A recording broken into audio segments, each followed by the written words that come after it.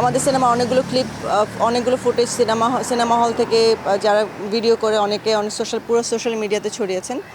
অনেকে হয়তো এর মধ্যে অনেকে দর্শক আছেন, বাট আমরা যতটুকু জানতে পেরেছি যে এটা পুরো একটা গ্রুপ আছে যারা প্রথম থেকে প্ল্যান করছিল যে বরবাদাসের সাথে সাথে তারা পাইরেসি করবে, যে করেই হোক, তারা হল প্রিন্ট হোক, ভালো প্রিন্ট হোক, যে করেই হোক তারা একটা পাইরেসি করবে, এবং এটা টেলিগ্রাম গ্রুপে ঘুরছিল।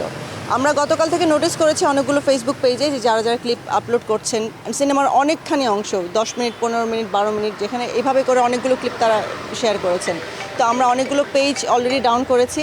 তার মধ্যে কিছু পেজ ছিল এশা খান, কিছু ফিল্মি আপডেট বলে, ফিল্মি আপডেট অনেক বেশি শেয়ার করেছেন। তো আমরা তাদেরকে অলরেডি তাদের পেজ এবং তাদের চ্যানেল অলরেডি ডাউন করে দিয়েছি।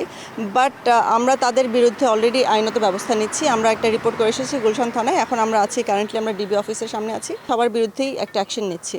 সো যারাই এখন পর্যন্ত এই কাজগুলো করেছেন এবং যারা সামনেও করার চিন্তাভাবনা করছেন, তারা প্লিজ একটু সতর্ক হয়ে যান। কারণ আমরা যখন এটা নিয়ে, আমাদের প্রশাসন যখন এটা নিয়ে কাজ শুরু করবে, তখন কিন্তু আপনারা কেউ আইনের আওতার বাইরে থাকবেন না, সবাই আইনের আওতায় থাকবেন এবং সবাইকে গ্রেফতার করা হবে।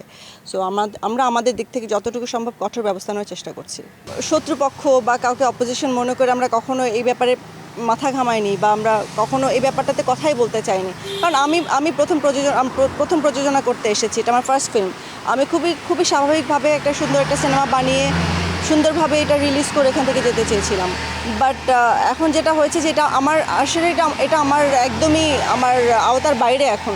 কারণ আমি দিন শেষে সিনেমাটা বানিয়েছি আমার দর্শকের জন্য, আর সেখানে যদি দর্শকরা এটা উপভোগ করতে না পারেন, এবং হল মালিকরা যদি এটা বেনিফিটটা নিতে না পারে, এত বড় একটা সিনেমা, তাহলে সেই ক্ষেত্রে আমার মনে হয় যে আমি ছাড়া এটা আসলে, আমি বা আমার টিম ছাড়া এটা বন্ধ করার মতো আর কারো ক্ষমতা থাকবে না। আমি কখনোই আসতে চাইনি মিডিয়ার সামনে, বা আমি কখনোই আইনত এই ব্যাপারগুলোতে যেতে চাইনি।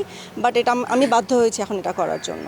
সিনেমা হলে যে দেখে সিনেমাটার যে আপনি যে অনুভূতিটা হবে, বা আপনি যে গল্পটা যতটুকু ভাববেন, সেটা আপনাদের ছোট ছোট ভিডিও ফুটেজ দেখে বা ফোনে তোলা বা নর্মাল ক্যামেরা থেকে তোলা ভিডিও ফুটেজ দেখে তো আপনি সিনেমার মানটা বুঝতে পারবেন না। তো সেখানে যেটা হয় যে একটা নেগেটিভিটির সৃষ্টি হয়, এবং এটাই মানে চক্রটার মেইন উদ্দেশ্য সেটাই ছিল যে সিনেমাটা নিয়ে একটা নেগেটিভিটি সৃষ্টি হোক, যেন আমাদের সিনেমাটা ভালো না চলে।